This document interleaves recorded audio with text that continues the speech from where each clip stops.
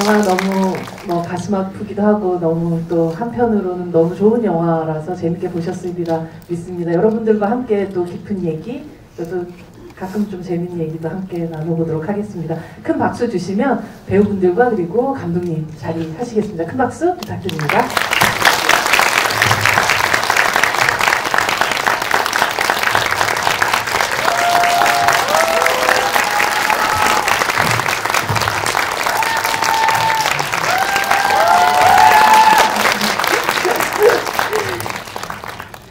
네, 저희 자리 앉아서 인사를 드려보도록 하겠습니다. 개봉 날이에요, 드디어. 그죠? 정주리 감독님부터 오늘 꽉 채워주신 관객분들에게 인사 말씀 먼저 부탁드립니다. 안녕하세요. 늦은 시간 영화 끝까지 봐주시고 또 이렇게 얘기 나눌 수 있게 되어서 너무나 반갑고 고맙습니다. 고맙습니다. 박수 부탁드립니다. 네, 안녕하세요. 영화에서 다음 소위에서 유진 역할을 맡은 배두나입니다. 진짜 개봉 첫날이래. 오늘 개봉 첫날이죠? 개봉 첫날. 네, 개봉 첫날 와서 영화 보러 와주시고 또 저희 많이 버벅거릴지도 모르지만 얘기 들으러 와주신 여러분들 감사합니다. 안녕하세요. 저는 다음 소위에서 소위 역할을 맡은 김시은입니다. 감사합니다. 오늘 개봉 첫날이어서 진짜 많이 떨렸는데 이렇게 오늘 끝까지 함께 해주셔서 너무 감사하고요. 생각보다 시간이 많이 늦은 시간이더라고요. 그럼에도 저 이렇게 함께 얘기할 수 있는 좋은 자리인 것 같아서 즐겁게 얘기하겠습니다. 오늘 와주셔서 너무 감사합니다.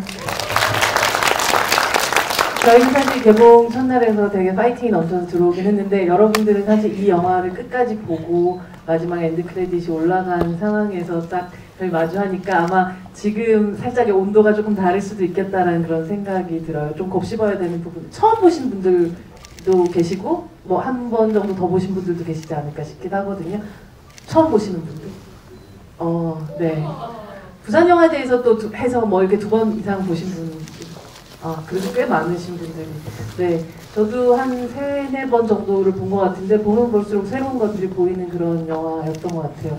배두나 배우님은 이야말로 사실은 오늘 가장 기다려왔던 사람이 아닐까 싶기도 하거든요. 왜냐면 이 영화가 작년 칸느 국제영화제에 갔을 때도, 그리고 작년 또 부산국제영화제에 처음 소개됐을 때도 이 자리에 또 안 계실 수밖에 없는 외화벌이하고 계신 산업역사이시기 때문에 드디어 한국에 와서 이 완전체의 그 배우들과 그리고 감독님과 함께하는 또 이 순간이 주는 뭔가 감격스러움이 있지 않을까 싶기도 하거든요. 네, 진짜 외화벌이를 하느라 2022년도는 제가 자유롭지 못했습니다. 그래서 뭐 이 영화가 칸느를 시작으로, 그러니까 사실은 영화 촬영 딱 끝나자마자 제가 그 다음 영화를 LA에서 찍었거든요. 작년 2월이었죠? 예, 작년 2월 말에 이 촬영이 끝났고요. 딱 이맘때쯤 찍고 끝났어요. 그리고 저는 3월 3일에 바로 이제 출국을 해서 10월 달에 왔거든요. 칸느에서부터 사실 후시 녹음부터 뭐 포스트 프로덕션부터 아무데도 제가 참여를 하지 못하고 부산영화제는 꼭 오고 싶었어요. 솔직히 너무나 와서 극장에서 영화 보고 확인하고 싶었는데 아무튼 굉장히 외로운 시간을 보내고 이번 몇 주 동안 이제 홍보 프로모션을 돌면서 간신히 제외하는데 되게 기분 좋더라고요. 너무 반갑고 집에 돌아온 느낌이고 되게 즐거운 몇 주였습니다. 또 두나 배우의 등장과 함께 김시은 배우는 홀로 외로운 질주를 해왔던 그 또 시간을 거쳐서 굉장히 또 반갑게 이 완전체의 홍보 프로모션의 그 시간들을 즐기셨지 않았을까 싶기도 하거든요. 사실 제가 이제 영화를 보셔서 아시겠지만 배두나 선배님하고 호흡을 맞추는 장면이 별로 없어서 개인적으로 너무 아쉬웠어요. 근데 이렇게 홍보 활동을 하면서 선배님이 옆에 계시고 하니까 역시나 너무 든든하더라고요. 그리고 무엇보다 진짜 제가 배두나 선배님을 평소에도 너무 좋아하지만 이제 또 홍보 활동을 하면서 뭔가 사람 배두나 선배님의 모습을 직접적으로 느낄 수가 있었는데 역시 제가 생각했을 때는 너무 건강한 에너지를 가지신 분이고 그리고 엄청 순수하신 분이라는 생각이 막 드는 거예요. 그래서 제가 배울 점이 너무 많고 이래서 홍보 활동을 너무나 즐겁게 하고 있습니다. 진짜. 아니 진짜예요 근데 선배님. 그 진짜 짱이라면서 가장 짱이거든요. 심쿵했던 순간이 있다. 너무 많은데요? 이거 하나만 고를 수가 없거든요. 네. 선배님 진짜 짱이에요, 진짜. 아니, 이게 빈말이 아니에요. 이게 진짜 제가 너무 인터뷰 때도 그렇고 선배님 진짜 너무 최고다 이렇게 말해가지고 기자님들도 막 이러셨단 말이에요. 그랬는데 진짜 제가 개인적으로 더 팬이 됐고 원래는 롤모델이 없었는데 제가 롤모델이 누구예요? 이렇게 물어봤을 때 저 롤모델 배두나 선배님이 됐어요 라고 말했습니다. 진심이에요.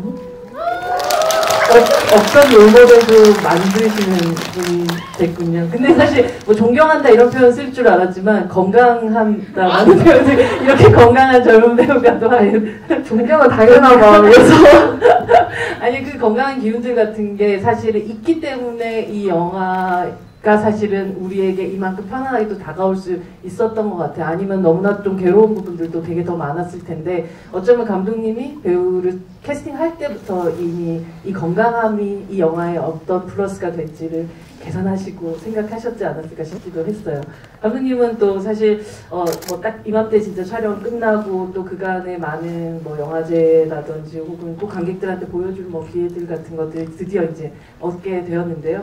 사실 일반 관객들 혹은 기자들이나 이렇게 처음 선보인 이후에 가장 걱정했던 부분이 또 어떤 거였으면 그리고 또 선보인 이후에 오히려 이렇게 딱 마음이 또 놓이게 됐던 부분들 같은 것들이 무엇이었는지가 궁금합니다.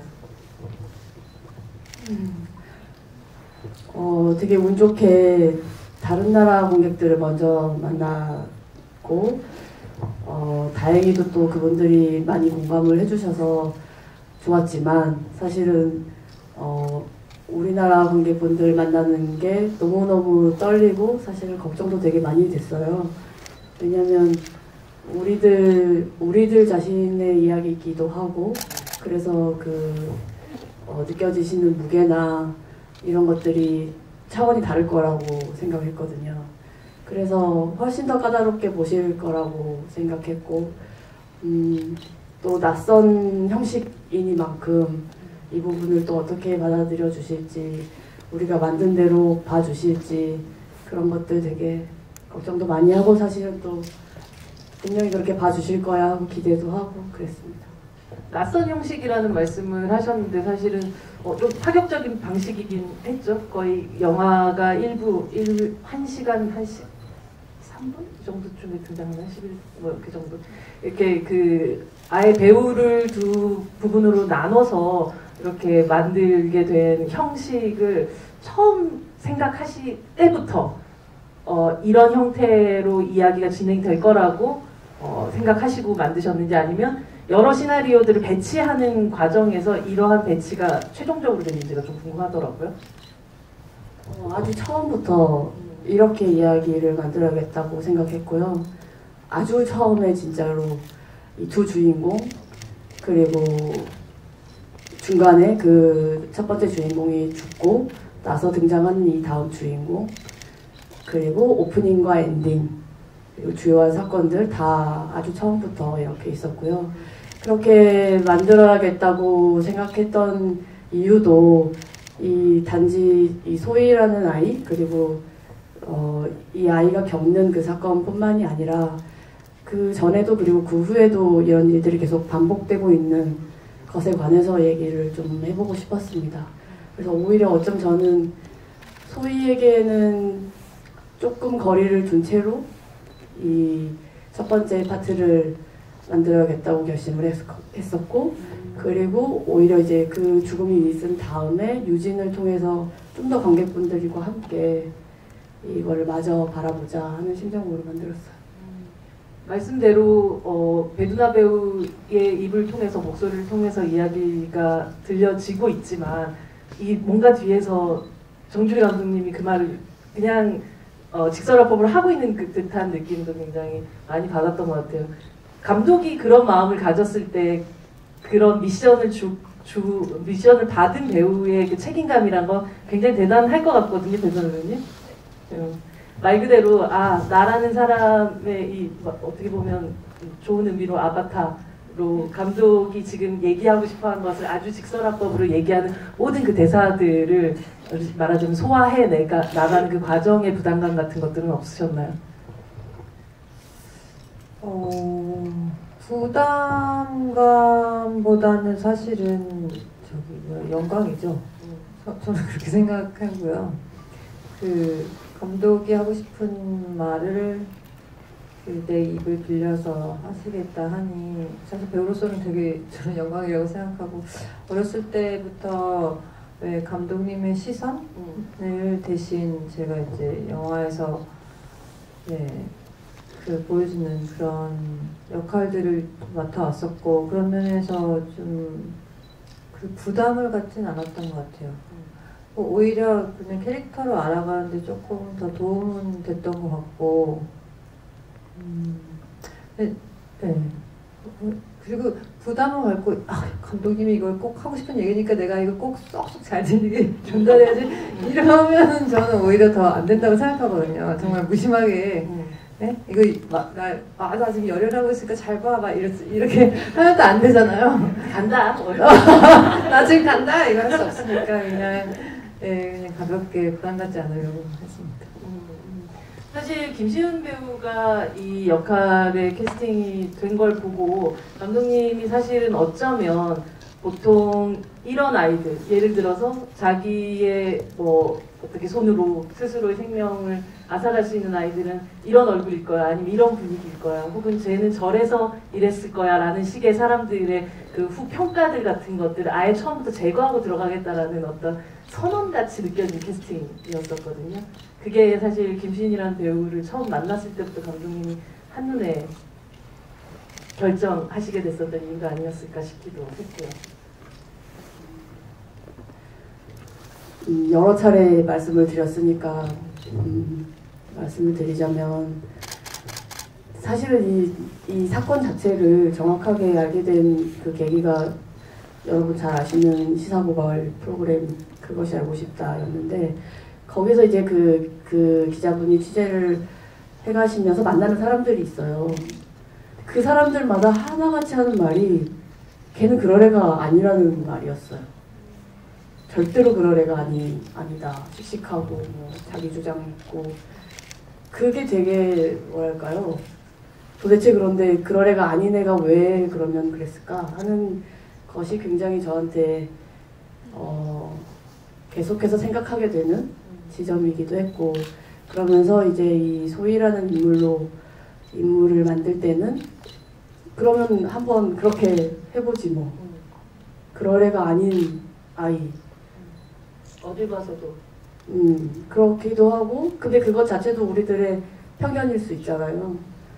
그런 것도 있고 그래서 저는 가장 평범한 그 나이의 고등학생 가장 그 평범하다는 말은 색깔이 없다거나 뭐 이런 말이 아니라 개성 있고 자기 꿈이 있고 하고 싶은 거 확실하고 그런데 그 친구가 어떻게 변해가는지 무슨 일들이 있었길래 그렇게 됐는지 그랬던 것 같아요.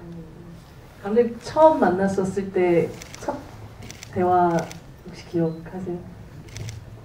제가 시나리오를 읽고 나서 감독님을 만났을 때 저는 이 영화가 세상에 나왔으면 좋겠어요 라고 말했던 게 기억이 나요. 약간 도이아 찍을 때 배두나 배우가 감독님께 했던 똑같은 워딩 아닙니까? 거의? 근데 몰랐거든요. 아 진짜? 네. 제가 막 찾아와서 이런 말을 해야지 하고 하는 걸 알니까요. 딱 그렇게 말씀을 하셨던 거예요? 네, 시나리오를 딱 처음 읽었는데 사실 부끄럽지만 이 이야기가 실화를 바탕으로 한 이야기인지 몰랐어요. 그래서 근데 저는 나도 모르는데 이 사건에 대해서 또 많은 분들이 모를 수 있겠다라는 생각이 들었었거든요. 그래서 뭔가 영화의 좋은 기능 중에 하나는 이렇게 영화로 공개가 됨으로써 한 번 더 관심을 가져주지 않을까라는 뭔가 그런 희망이 있잖아요. 그래서 저는 이 영화가 뭐 제가 아니더라도 세상에 공개되었으면 좋겠다라고 말했던 것 같아요. 그 배두나 배우님께서 저랑 그때 아마 뭐 책 준비하고 이럴 때 처음 시나리오를 받았었던 것 같아요. 굉장히 기쁘고 흥분한 얼굴로 언니 저 정주리 감독님 영화 하게 될 것 같아요 라고 얘기하는데 굉장히 신나 보였었거든요. 그래서 그때 그냥 농담으로 그때 영남이니까 이름이 이어져가지고 또 형사라고 하니까 뭐 이렇게 1남, 2남, 3남 해서 계속 가는 거 아니냐 이런 농담까지도 하기도 했었는데 사실 한 배우가 한 감독하고 계속 작업들이 이어나간다는 것은 그냥 단순히 뭐 친분만으로 만들어진 것 같지는 않아요. 어떤 확신 같은 것들 그리고 그 사이에 변했던 두 사람의 어떤 세상을 바라보는 혹은 영화가 세상을 향해서 무엇을 할 수 있을까에 대한 생각들까지도 어느 순간 싱크로가 딱 맞춰졌기 때문에 가능했던 9년 만에 뭐 사실 한 8년 정도 만에 그 재회가 아니었을까 싶기도 했거든요. 그 감독님의 시나리오 물론 뭐 다른 인터뷰에서도 말씀 많이 하시기도 했지만 처음 다시금 정주리라는 이 작가의 시나리오를 손에 쥐었을 때 어떤 마음이셨는지가 궁금합니다. 진짜 저는 감독님 시나리오를 엄청 좋아해요. 저는 원래도 영화보다는 영화 보는 것보다는 책 읽는 걸 좋아하고, 그러니까 영화처럼 모든 감정을 다 설명해주고 막 모르겠어요. 제가 책을 읽을 때 더 능동적으로 생각하고 더 상상력을 쓰는 것 같아서.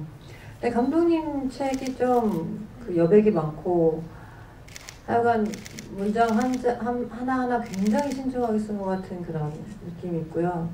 네. 그래서 제가 되게 좋아하는 스타일로 글을 쓰시는데 말씀하신 것처럼 8년의 시간이 지나는 동안 저도 세월이 지나면서 조금 더 걱정하고 뭐 또 고민하고 이런 뭐 뉴스 프로그램을 보면서 분노하고 뭐 이런 사건들이 쌓여갈 거 아니에요. 저도 답답한 것도 많고 그런 것들이 조금 잘 맞아떨어진 것 같아요. 이거는 되게 좋았어요. 저는 이번 시나리오가 진짜. 사실 뭐 도이아나 뭐 다음 소희 같은 경우는 뭐 어떤 신랄한 사회 고갈이라는 점 같지만 도이 같은 경우는 같이 갈래? 라고 물어볼 수 있는 어떤 여지가 있는 친구라면 소희야 라고 해도 이제 같이 갈 수가 없어요. 그쵸? 네, 근데 어쩌면 그 개인과 개인들끼리 서로 할 수 있는 구원의 시대는 더 이상 믿지 않는 느낌. 그러니까 어쩌면 더 이상 늦기 전에 그 상위의 시스템들이 개인을 구조해야 되는 시기라는 걸 굉장히 감독님이 다급하게 경고하는 것 같은 느낌이 들기도 했었던 그런 변화였거든요. 지난 9년 동안, 8년 동안 감독님의 생각에는 어떤 변화가 있었길래 이 이야기는 이렇게 흘러가게 되었나요?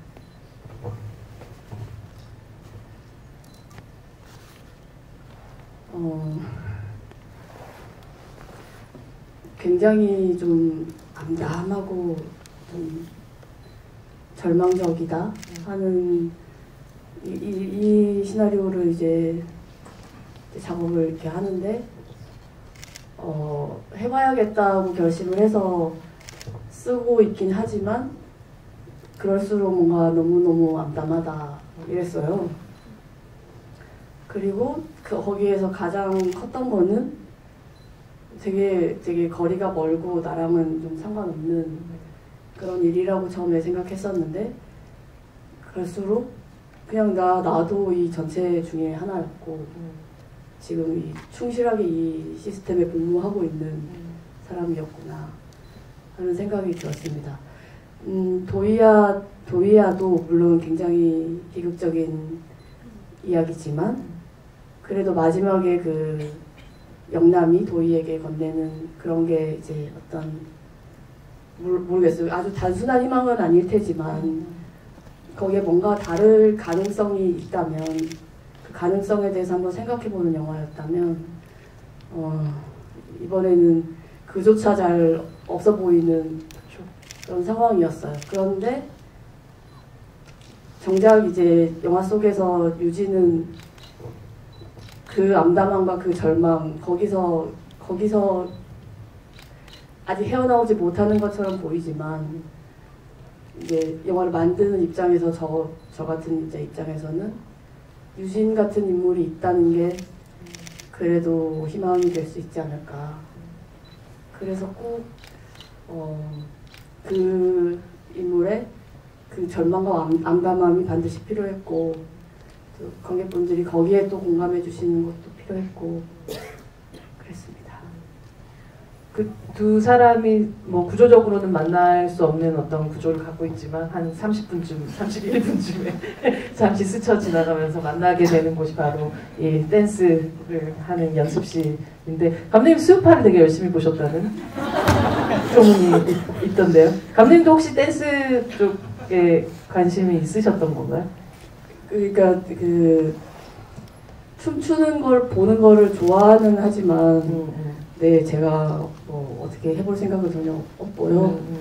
네, 근데 이렇게 누군가 춤추는 모습을 보는 건 좀 저한테 그냥 단지 좋아하는 것을 보는 거랑은 좀 다른 것 같아요. 뭔가 굉장히 좀 은밀한 구석이 있고 저한테 불러일으키는 감흥이 그렇고요.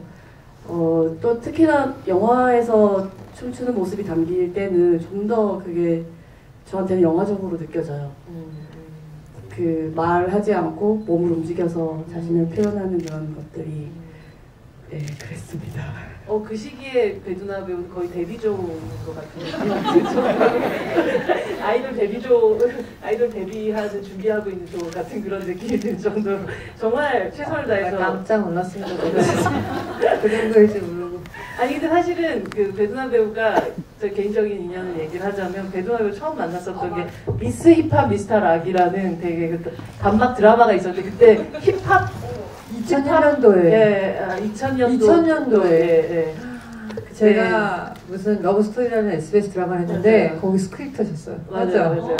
제가 그랬어요. 네. 그래서 저는 기자를 하기 전에 처음 제가 대학교 알바할 때 만났었던 그때 열심히 두나 씨가 계속 그 비슷한 공간에서 몇몇의 신인 배우들과 함께 계속 힙합 춤을 추는 힙합 춤을 너무 왜냐면 내가 락 가수를 좋아하는 되게 팬이었는데 이제 신성우 씨가 락커였고요. 역할을 되게 좋아하는 팬이었는데 그 회사에 들어가고 싶어서 어떻게든 힙합 가수가 돼야 되는 거야. 춤을 열심히 췄는데 결국 안 되는. 네. 거의 안 됐죠, 그때? 네네. 안 됐던 것 같아요. 그래서 힙합 옷가게에서 일하는. 그 꿈 내가 이뤄드리려다 하고 정주리 감독님께서 다시 춤을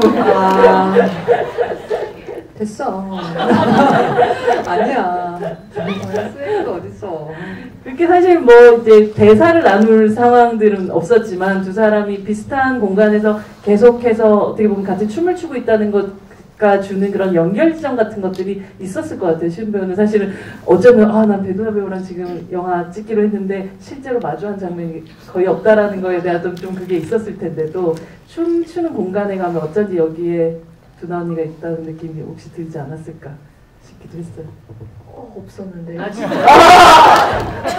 근데 사실 농담이고요.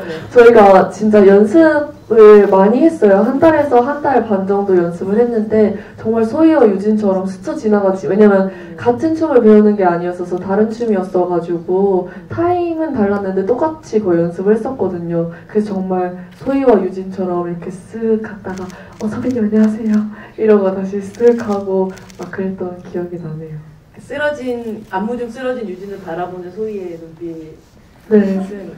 그러니까 굉장히 따뜻한 응원처럼 보이기도 했는데 어떤 마음을 담아서 했었죠? 소희도 춤을 출 때 실수를 하는 구간 있잖아요. 근데 그거를 좀 응원해주고 싶은 마음도 있고 뭐 틀려도 괜찮다 이런 마음으로 했던 것 같아요. 근데 처음에는 제가 선배님 이렇게 찍을 때는 진짜 활짝 웃었거든요. 그래서 선배님이 놀리시기도 하셨어요.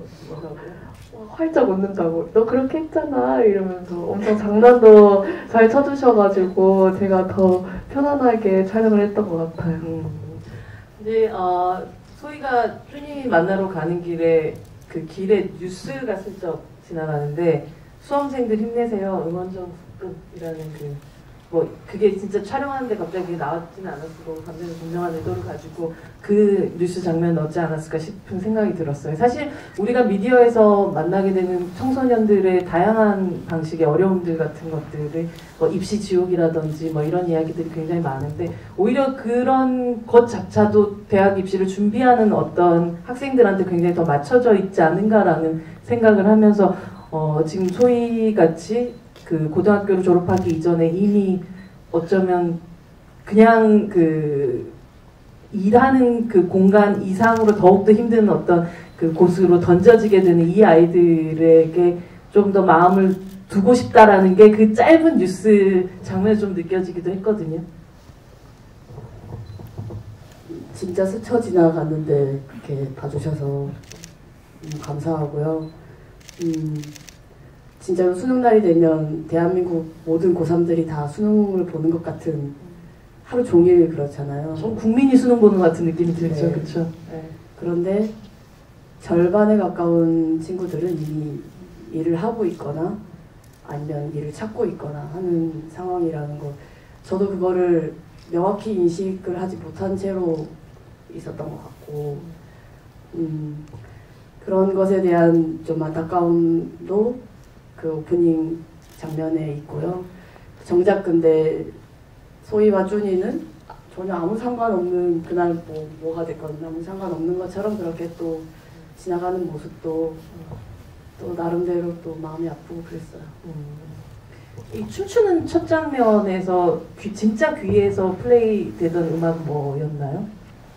그레이님의 꿈이 뭐야라는 노래예요.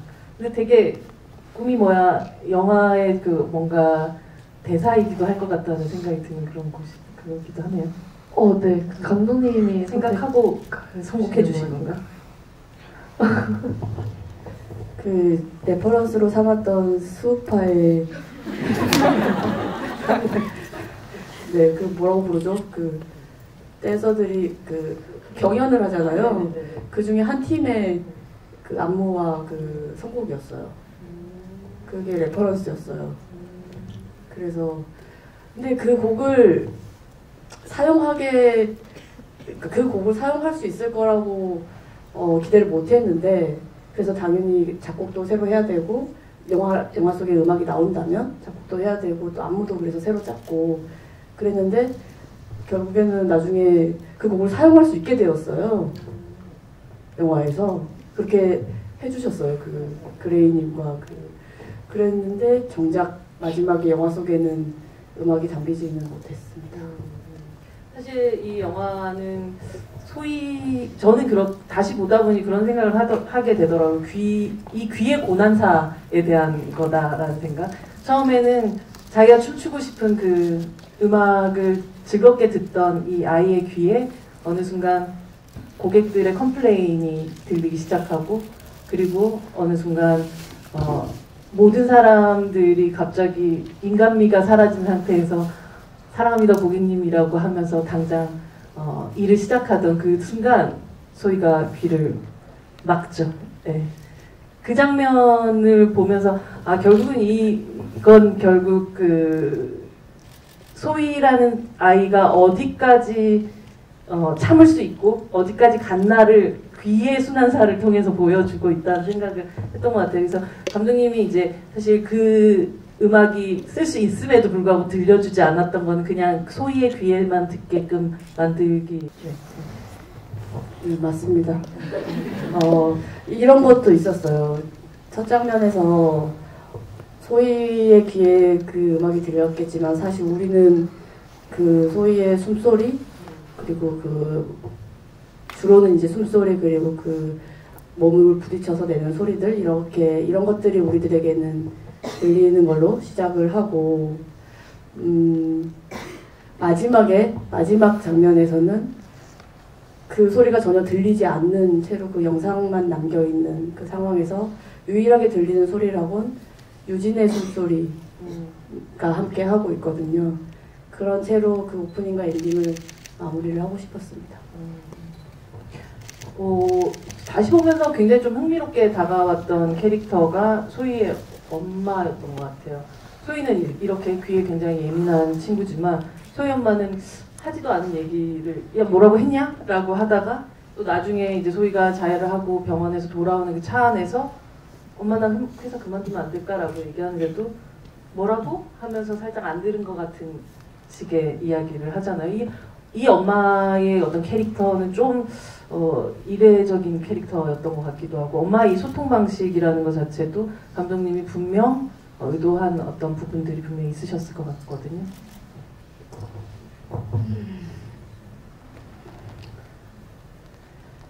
우선은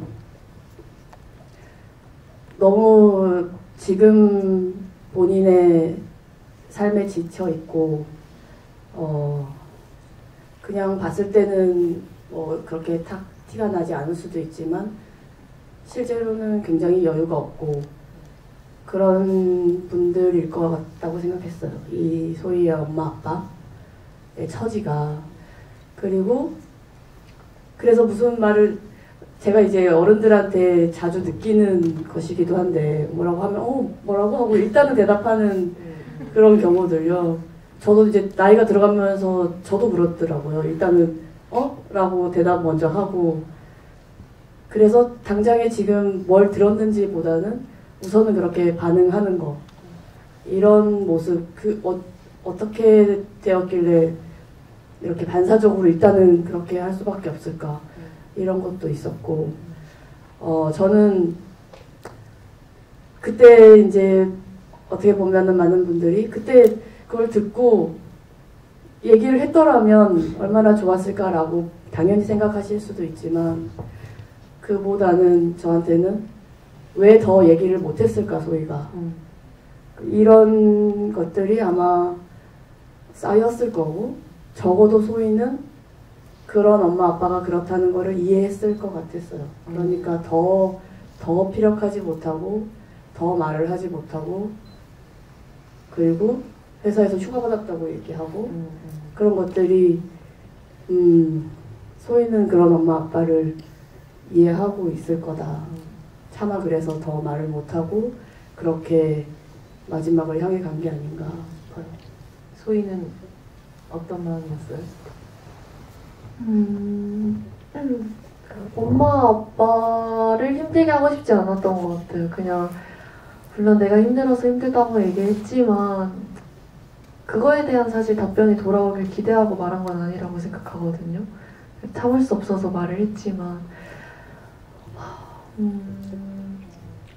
그랬는데 엄마 아빠한테는 말을 분명히 하고 싶었지만 할 수 있었는데도 안 했을 것 같고요. 그냥 엄마 아빠를 뭔가 보호해주고 싶은 마음이었던 것 같아요. 오히려. 네. 그러니까 힘들지만 내가 힘들다고 티를 내면 엄마 아빠가 더 힘들 것 같으니까 힘들다는 거를 얘기를 못 하겠던데요? 네, 그렇습니다. 그래서 휴가 받았다고 얘기한 것도 회사에서 있었던 일들을, 콜센터에서 있었던 일들을 충분히 얘기하면 뭐 얘기할 수 있었지만 그러지 않았던 이유도 엄마 아빠를 생각하는 마음이었던 것 같아요. 사실 이 두 사람 소희와 유진의 에너지나 뭐 음성의 피치들로 보자면 굉장히 소희의 음성이 높았다가 이제 점점 에너지적으로 더 낮아지는 그런 그래프를 그린다면 유진이 같은 경우는 거의 뭐 밑바닥에서 시작해가지고 점점점 분노의 게이지가 올라가게 되고 목소리도 사실 더 커지게 되는 형태의 그 그래프를 보여준단 말이죠. 근데 사실 이 유진이 그 거의 무슨 누군가 봤었을 때 거의 저수지에서 걸어온 것 같은 수준으로 처음 등장을 한단 말이에요. 그러다가 어느 순간 정말 교감에게 주먹을 날리는 순간 이 피치가 어디까지 올라가야 되나 혹은 이것이 과하지 않을까 여기에서 조금 더 눌러야 하나 이런 어떤 것들에 그걸 그 감을 잡는다는 게 사실 좀 쉬운 일은 아닐 것 같아요. 이건 뭐 사실 영화가 상영이 되고 있는 중간이라면 아 여기선 한 도 정도 가고 여기서 솔 정도 가도 되겠다라고 생각할 수 있지만 사실 그런 컨티니티를 그 장면에서 어디까지 내가 여기서 분노해도 되는가, 어디까지 보여줘도 되는가의 수위를 배우 스스로가 좀 결정하는 데 있어서 어려움이 없었을지에 대한 그 교감을 조금 더 통쾌하게 쳤어야 하나, 아니면 조금 더 화를 내나, 아니면 조금 더 눌러야 하는가에 대한 이 어떤 결정들을 내렸는지가 좀 궁금하더라고요. 그 결정은 사실 제가 내리는 게 아니고 감독님이 내리시는 거니까요. 저는 사실 그 여러 버전으로 연기를 저는 매 테이크가 할 수가 없는 배우라서 좀 덜 흥분하게 되면 덜 나오고 더 흥분하게 되면 더 나와서 매 테이크가 좀 다른 편이니까 골라 쓰시는 거거든요, 감독님이. 그럼 선생님 계속 맞으시는 건 아니시죠? 근데 모르겠어요. 그 이제 관객분들이 아 제가 왜 저기서 저렇게 흥분하지? 이게 걱정될까봐 이 톤을 조정하는 것보다는 사실은 저는 그 안에서 이게 잘 보이진 않지만 아, 이런 장면에서 얘가 약간 핀이 나가고 이런 연기를 하긴 했었습니다. 근데 저도 잘 안 보이긴 하더라고요. 영화에서는. 근데 하긴 했어요. 약간 어떤 이렇게 듣고 있을 때 뭔가 힌트가 나가는 그런 걸 차라리 쌓아두거나 이렇게 약간 힌트를 주는 걸로 사실 내가 여기서 어느 정도만 연기해야지 이런 거는 없었어요. 이 영화에서는 없었던 것 같아요. 네. 어떤 관객들은 사실 막 박수 치면서 그 순간에 되게 통쾌하기도 했지만 실제 아마 그 유진 같은 캐릭터는 내가 주먹을 날렸음에도 불구하고 오히려 그 이유가 더 슬픈 마음이 들지 않았을까 싶기도 했거든요. 네네. 그러니까 그 어떤 분들은 인터뷰 하실 때 질문하실 때 무슨 형사가 오버하는 거 아니냐, 무슨 그 주먹을 날린 형사가 어딨냐. 형사는 주먹 아닙니까? 아니 그래서 네. 그래서 한국의 남성 형사들은 거의 주먹에 발이 다 날아가던데요, 그래서 항상. 그렇지 않나요? 예, 네, 맞아요. 네. 여기 강간의 왕국이하고 날아가고. 강간의 왕국이야도 있었죠. 네. 근데 예, 약간 그 정도 씬에서부터 유진이 이게 지금 형사로서 일을 하고 있는 게 아니고 일단 한 사람의 그 여자, 그러니까 인간으로서 좀 화가 나고 있다라는 거를 좀 보여주는 게 아닐까 싶을 때 주먹이 나갈 정도면 이성을 읽는 거니. 그런 여자는 아니잖아요, 사실. 진짜 아까 말씀하셨던 대로 목소리도 거의 개미 목소리처럼 나오다가 이제 점점 커지는 거니까. 저는 그냥, 예, 그렇게 생각했고, 콜센터는 그냥 콜센터인데 학교에서, 네, 이제 그러니까 저는 개인적으로 그 부분에서 유진이 아닌 배두나는 사실 굉장히 흥분했었거든요. 읽었을 때. 나는 내가 너무 나이브한 걸 수도 있는데 학교는 학생을 보호해야 된다. 약간 그게 맞는 말이죠, 사실. 네, 학교는 적어도 학생의 말을 들어줘야 된다라고 생각하는 사람이라 그 지점에서 주먹이 나온 건 상당히 저는 적합하다고 사실 봅니다. 네. 사실 또 뭐 유진에게 이런 어떤 순간이 있다라고 하면 소희에게는 이 팀장님의 그 어떤 그 죽음 이후에 확 말하는 살짝 힌트가 나갈 만큼 위압적으로 굴게 되는 어떤 순간들 같은 것들이 있잖아요. 이때 연기가 굉장히 좀 어려웠을 것 같다는 생각이 들었어요. 그래서 뭐 세대별로 굉장히 다른 어떤 대처법 같은 것들을 너스레를 떨면서 동료들한테 얘기를 하는 그런 순간들 같은 경우 우리가 그 전에 봤었던 소희의 얼굴하고는 굉장히 다른 느낌. 혹은 아이가 죽어서 해지를 하려는 그 고객에게 고객님 아무도 이렇게는 안 해요 라고 얘기하는 그 너무 기계적인 그 대처 같은 것들을 연기할 때의 그 마음은 어땠었을까? 우선 동료분들하고 연기를 할 때는 마음이 좋지 않았는데 그럼에도 잘 해봐야지 라는 마음이 더 컸던 것 같아요. 근데 그러니까 제 자신을 속이고 있었던 것 같아요. 나 힘든데 그래도 나 이렇게 해서 1등 할 거야. 인센티브 준다고 했으니까 어. 그래 일 열심히 해보자 이런 마음에 야, 너도 그렇게 해봐 막 이런 식으로 했던 것 같은데 그게 저를 보호하는 방법은 아니었던 것 같아요. 소희가 소희 자신을 보호하는 방법은 아니었던 것 같아요. 뭐 그런 것도 있었고 또 아이의 죽음을 얘기했을 때 소희도 아차 싶었어요. 아차 싶었던 것 같아요. 근데 친구한테도 연락이 오고 하니까 잠시 또 정신이 이렇게 다시 회로가 여기에 또 신경이 쓰이게 된 거죠. 그러고 나서 이제 또 기계적으로 말을 하게 된 거잖아요. 하게 된 거거든요.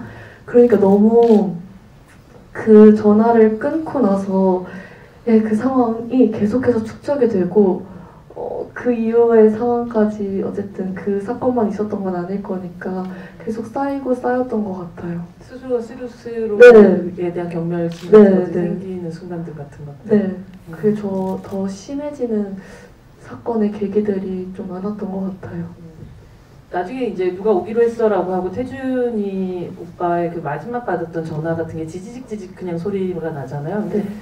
그건 특별히 어떤 상황들이 있나요? 감독님? 저는 그냥 뭐 너무 바빠갖고 그때 못 받았어라고 그냥 얘기는 하잖아요. 나중에 이제 형사가 왔었을 때는. 네.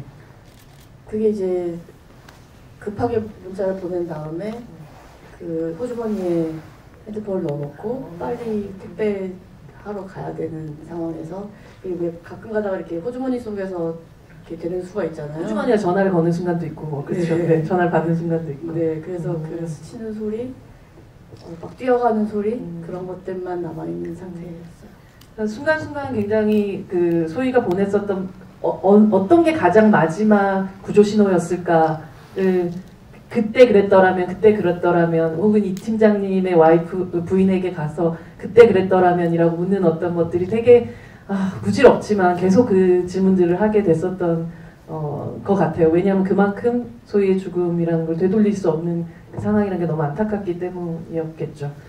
그 쭈니가 뭐 처음에 막 첫눈이네 뭐 이렇게 얘기했던 순간, 지하 연습실을 소희가 나올 때 또 내리는 눈을 바라보던 순간, 그리고 눈 쌓인 아침에 발견했던 이 팀장님의 시신, 그리고 소희가 마지막에 저수지 앞에 섰을 때 또 눈이 내리고, 이 눈이라는 게 우린 굉장히 좋아하는 것이기도 하고 어떨 때는 낭만적으로 쓰여지는 이 날씨의 그 변화인데, 감독님이 눈을 특별히 이 영화 속에서 이렇게 계속 등장시켰던 이유가 있으신가요?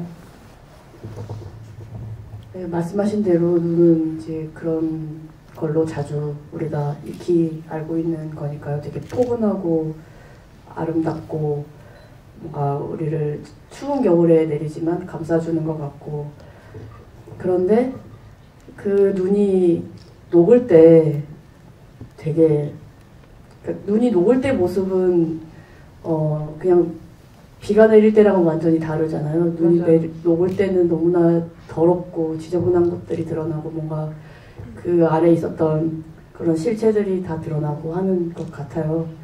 그런 것처럼 영화에서도 그런 걸 담고 싶었어요. 마치 그래서 눈이 오면 아주 잠깐 위로를 받는 것처럼 느껴지지만 그 다음에는 반드시 비극적인 일이 벌어지는 네, 그런 대목들로 좀 사용했습니다.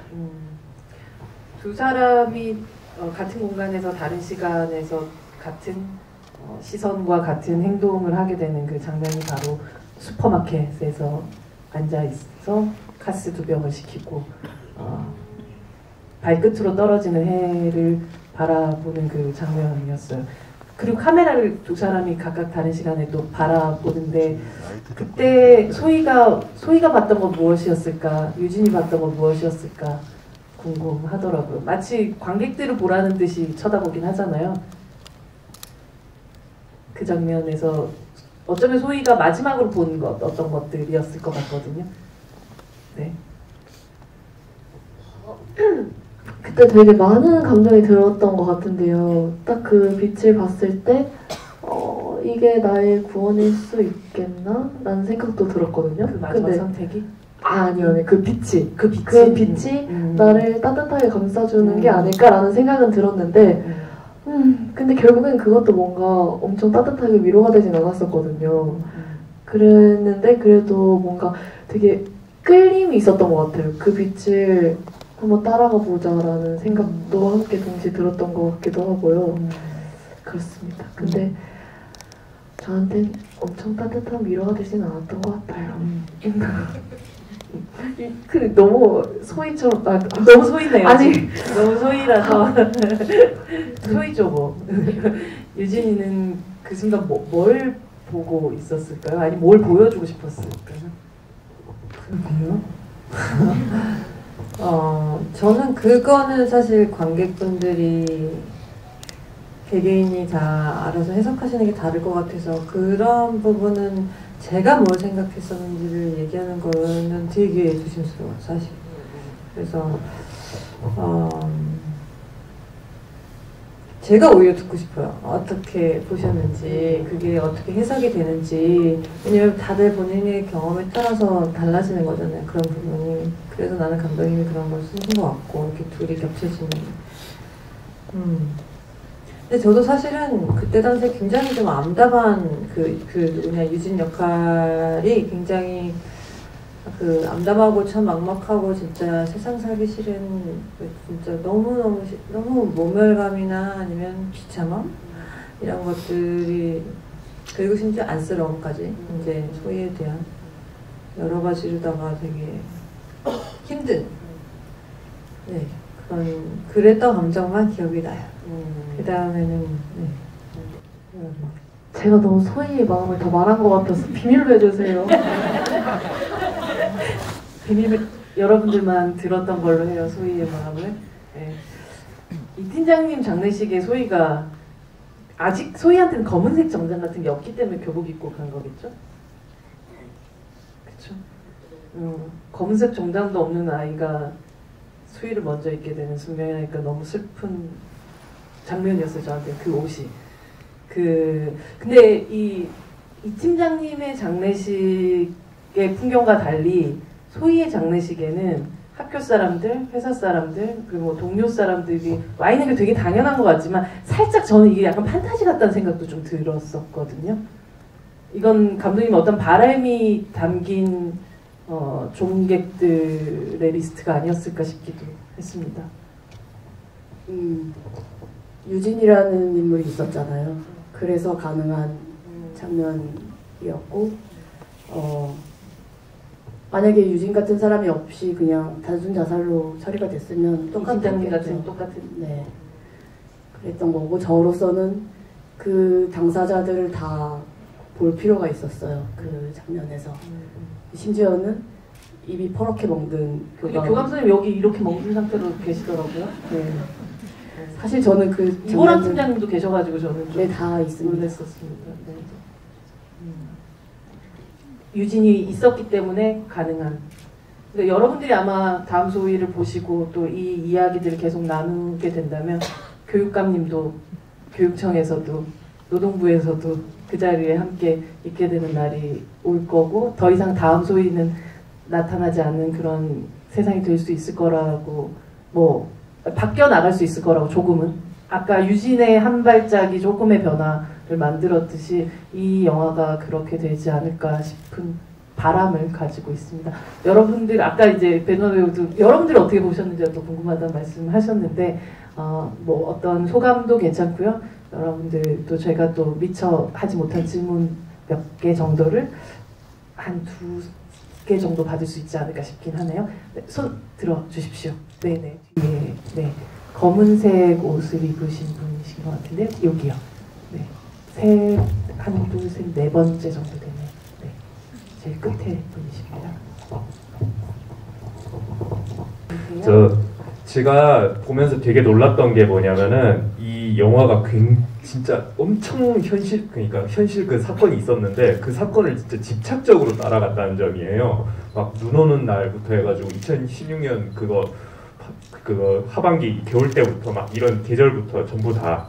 근데 제가 궁금한 게 2개가 있더라고. 몇 개가 판타지고 몇 개는 픽션이고 몇 개는 사실인 건 알겠는데 그 숫자 언급하는 것 중에 이제 배두나 배우님이 이제 오이진 경감을 연기하면서 670명이 청원이고 629명이 퇴사를 하고 617명이 입사를 했다라는 표현이 있는데 이 표현 같은 경우도 사실인가요?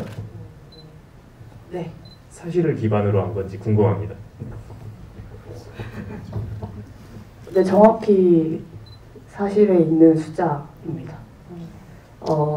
영화 만들면서 아니 시나리오 작업하면서 처음에는 이제 그것이 알고 싶다라는 프로그램으로 이렇게 촉발이 됐다면 그 사건을 꾸준히 계속 취재하고 보도하신 그 기자분이 쓰신 책이 있어요.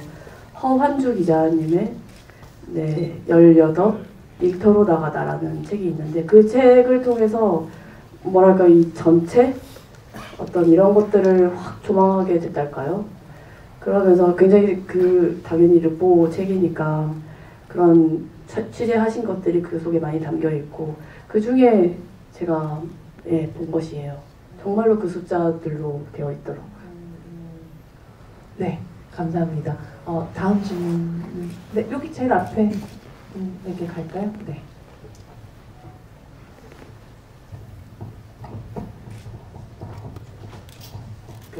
제목에서부터 보는 그 다음 소리는 없어야 된다는 마음으로 만들어주신 영화잖아요. 그래서 영화를 보면서 정말 중요한 말, 진짜 해야 될 말들은 아무도 안 하고 있는 와중에 그나마 유진이 해주어서 그런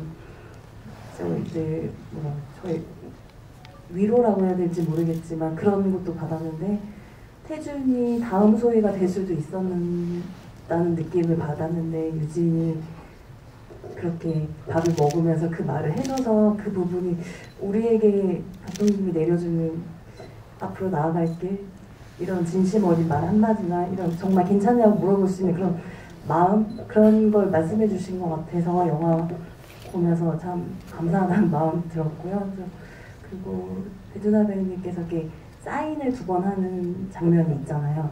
근데 그 글씨를 쓰는 그것도 첫 번째 영화 때 마지막이 다르다는 느낌을 많이 받았거든요. 그래서 이게 제가 그렇게 본 게 맞는지 뭐 감독님께서 따로 이렇게 말씀을 해주신 건지 궁금합니다. 네.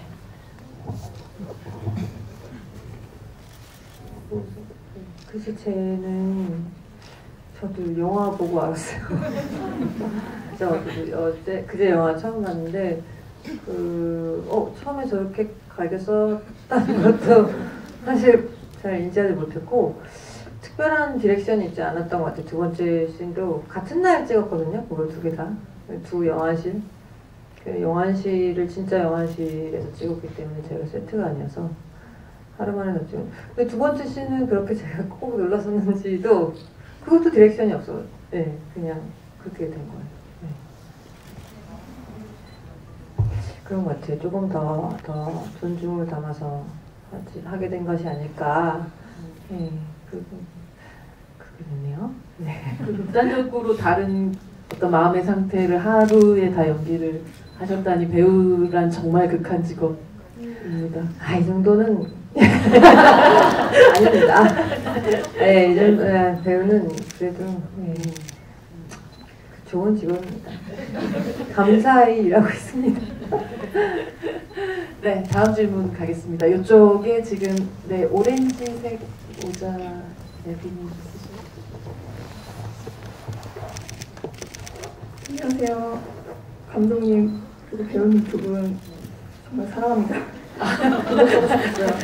쑥스러운 사람 보내고 감독님께서는 늘 저의 이야기를 대신 해주신다는 느낌이 있어서 정말 감사드려요.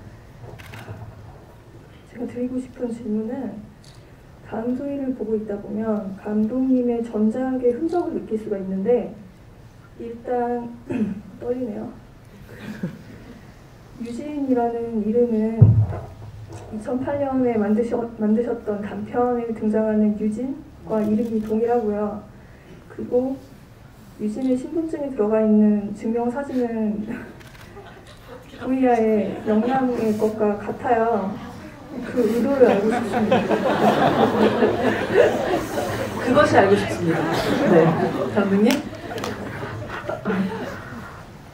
제가 진짜 무슨 거창하게 유니버스를 만들겠다고 그런 건 절대로 아니고요. 그냥 안 찍은 것뿐이라는 배두나 배우의 증언이 있습니다만 그냥 너무 사실 제가 좋아해요. 아, 네. 네. 뭐 그렇다면 뭐 고이 간직하고 있다가 아무도 모를 거라고 생각하고 꺼냈는데 세상에 그런 게 어디 있겠어요. 현장을 갔더니 그게 있었어요. 네, 명찰이. 그래서 이거 이영남 아니에요? 저는 막 손이 덜 떨리는데 몰입이 안 되고 이거 어떡하지? 감독이 만들어 오셨더라고요. 유진이란 이름에 대한 애착은 그러니까 솔직히 말씀드리면 이영남으로 할까도 생각을 안 한 건 아닙니다. 네, 네. 희자 돌림은 그거는 뭐 완전히 우연이에요. 아. 진짜로 우연이고요. 유진은 실제 제 경찰을 하는 친구 이름이 유진이기도 하고요. 이때 되게 이름에 뭔가가 되게 게다가 제목을 이름으로 그쵸. 이제 삼으니까 더욱이나 이름에 의미가 많이 있을 거라고도 생각하시겠지만 진짜 아무 별 생각이 없어요. 의외로 많은 감독님들이 이름 짓는 걸 제일 고역으로 생각하시는 분들을 제가 많이 뵀어요. 근데 항상 관객이나 뭐 저도 마찬가지지만 꼭 이름에 뭔가 뜻이 있을 것 같은 그런 그 뜻이 있어야만 될 것 같은 그런 마음이 들지만 네 감독님은 그냥 유진이라는 친구가 있으십니다. 마지막으로 한 분 정도 더 질문 받을 수 있을 것 같은데 이 가운데로 가겠습니다. 네 분홍색 네 입으신 분들은 네. 굉장히 좀 공평하게 그래도 가보려고 노력했습니다. 안녕하세요. 네. 저는 사실 소희처럼 그렇게 특성화 나와서 일을 하고 진짜로 임금에 대해서 문제도 있었고 그래서 좀 소희에 대해서 시점에 많이 공감하면서 영화를 잘 봤습니다. 그래서 저는 초반에 눈이라는 게 아까 감독님께서 말씀을 해주셨지만 제가 소희의 입장에서 생각을 했을 때는 눈은 약간 희망이라고 생각을 했어요. 처음에는 소희가 눈을 맞고 두 번째에서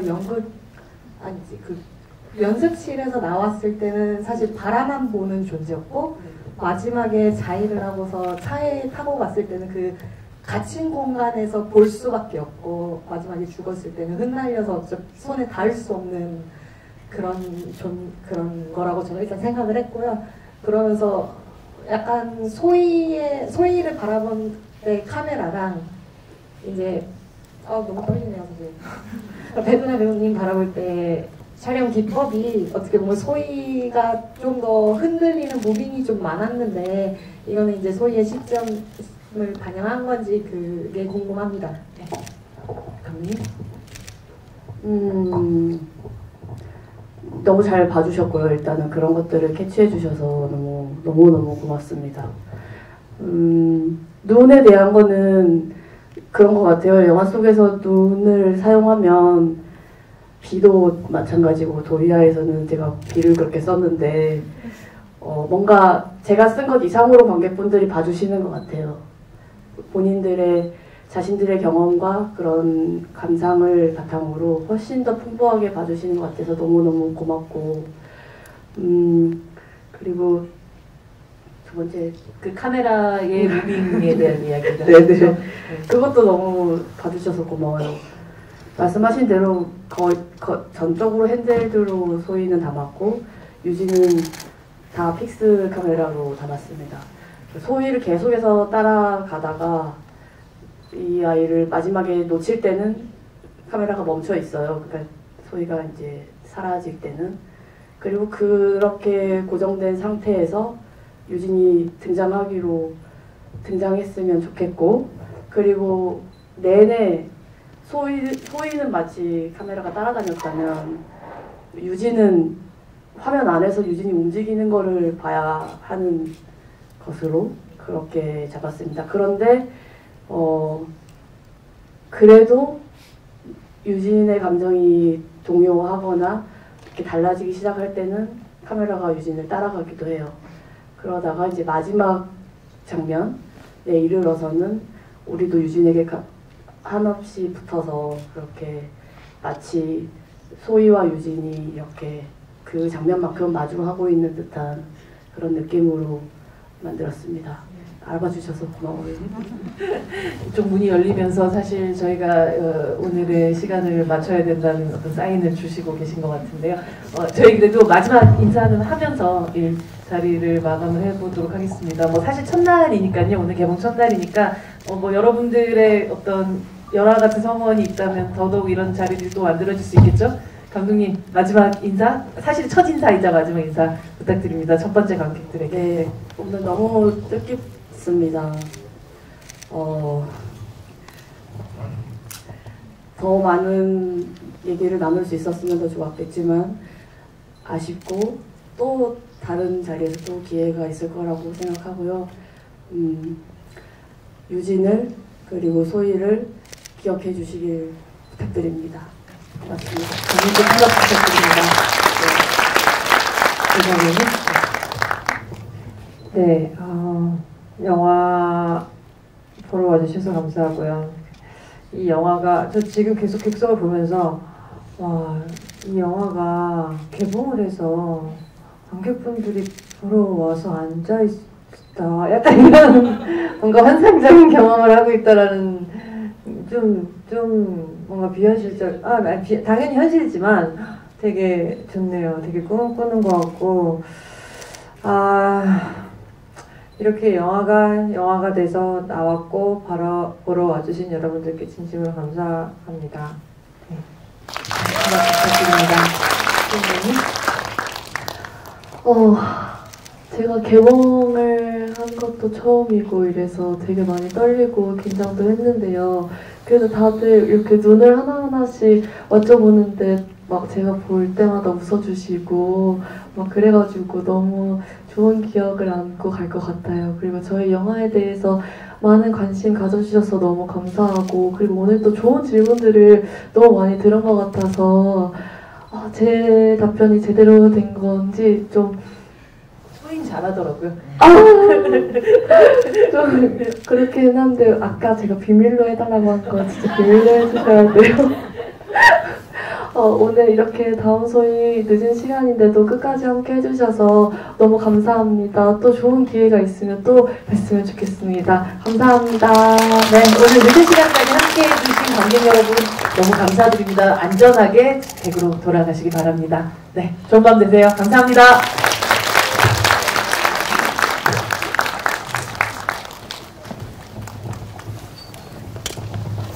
네, 관객분들은 잠시 기다리셨다가 퇴장 앞쪽으로 도와드릴 거고요.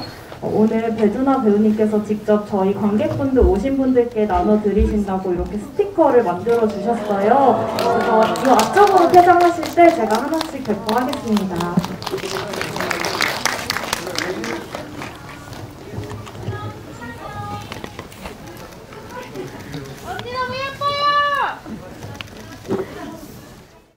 진짜 또 한 번 더 호흡을 맞춰보고 싶어요. 저도 요즘 아쉬움이 많이 남는 연기 호흡으로는 이렇게 호흡을 못 맞춰볼 수 있나 싶을 정도로 아쉽다.